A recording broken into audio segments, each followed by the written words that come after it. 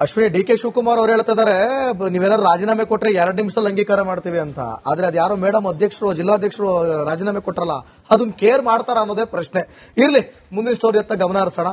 Bidadi township ವಿರುದ್ಧ ರೈತರ ಕಿಚ್ಚು ಸ್ಫೋಟಗೊಳ್ತಾ ಇದೆ. ಟೌನ್ಶಿಪ್ ವಿರುದ್ಧ ಹೋರಾಟ ತೀವ್ರಗೊಳಿಸೋದಕ್ಕೆ ಎಲ್ಲಾ ರೀತಿಯ ಸಜ್ಜನ ಮಾಡಿಕೊಂಡಿದ್ದಾರೆ. ಬೈರಮಂಗಲದಲ್ಲಿ ಬೆಳಗ್ಗೆ 10:30ಕ್ಕೆ ವಿನೂತನವಾದಂತಹ ಹೋರಾಟ. ಈಗ ನೆಕ್ಸ್ಟ್ 10:30ಕ್ಕೆ ವಿನೂತನವಾದಂತಹ ಹೋರಾಟವನ್ನು ಮಾಡೋದಕ್ಕೆ ಸಿದ್ಧತೆಯನ್ನು ಮಾಡಿಕೊಂಡಿದ್ದಾರೆ, ಮಾಡ್ತಾರೆ ಕೂಡ. ಬೈರಮಂಗಲದಲ್ಲಿ ಬೆಳಗ್ಗೆ 10:30ಕ್ಕೆ. ಬಿಡದಿಯಲ್ಲಿ ಟೌನ್ಶಿಪ್ ಯೋಜನೆ ಏನಿದೆ ಅದನ್ನು ಹಿಂದಕ್ಕೆ ತೆಗೆದುಕೊಳ್ಳಿ, ಅದನ್ನು ಮಾಡೋದು ಬೇಡ ಅಂತ ಹೇಳಿ ಒಂದಷ್ಟು ವಿರೋಧಗಳು ವ್ಯಕ್ತ ಆಗಿತ್ತು. ಒಂದಷ್ಟಲ್ಲ, ಸಾಕಷ್ಟು ವಿರೋಧಗಳು ವ್ಯಕ್ತ ಆಗಿತ್ತು. ಸೊ ಬೆಳಗ್ಗೆ 10:30ಕ್ಕೆ ವಿನೂತನವಾದಂತಹ ಹೋರಾಟ ಇದೆ.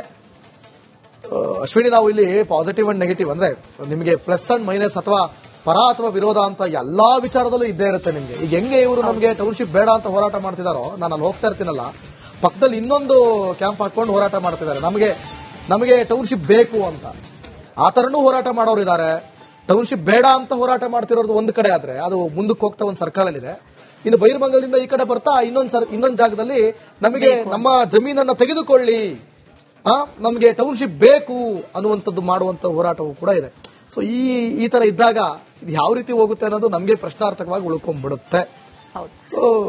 ಕಳೆದ ಒಂದು 500-550 ದಿನದಿಂದ ಈ ಹೋರಾಟಗಳು ನಡೀತಾ ಇದೆ.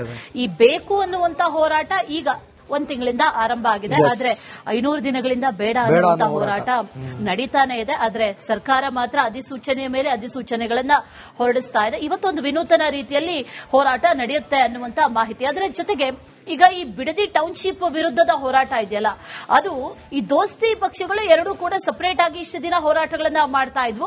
ಈಗ ಸಮನ್ವಯತೆ ವಿಚಾರ ಬಂದಂತಹ ಸಂದರ್ಭದಲ್ಲಿ ಜೆಡಿಎಸ್ ಜೊತೆ ಈಗ ಮಾತುಕತೆಯನ್ನ ಆರ್ ಅಶೋಕ್ ಮಾಡ್ತಾರೆ ಅನ್ನುವಂತ ಮಾಹಿತಿ. ಹಾಗಾಗಿ ಅವರ ಹೆಗಲಿಗೇರಿದೆ ಈಗ ಇದರ ಜವಾಬ್ದಾರಿ. ಇವತ್ತು ಕೇಂದ್ರ ಸಚಿವ ಎಚ್ ಡಿ ಕುಮಾರಸ್ವಾಮಿ ಅವರ ಜೊತೆಗೆ ಆರ್ ಅಶೋಕ್ ಚರ್ಚೆಯನ್ನ ನಡೆಸಲಿದ್ದಾರೆ. ದೆಹಲಿಯಲ್ಲಿ ಭೇಟಿಯಾಗಿ ಚರ್ಚೆ ಮಾಡ್ತಾರೆ ಅನ್ನುವಂತ ಮಾಹಿತಿ. ಇಬ್ಬರು ನಾಯಕರು ಕೂಡ ಭೇಟಿಯಾಗಿ ಚರ್ಚೆಯನ್ನ ನಡೆಸಲಿದ್ದಾರೆ.